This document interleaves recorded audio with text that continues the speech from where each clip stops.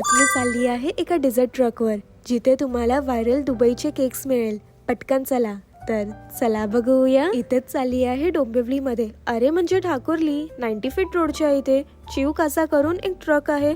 आणि आपल्या कल्याण डोंबिवली ठाकुर्ली मध्ये ना असं काहीच नाहीये. भाई साहब, कसले भिन्न भिन्न प्रकार मला इथे दिसत आहे. आणि सगळे ट्रेंडिंग आणि व्हायरल वाले.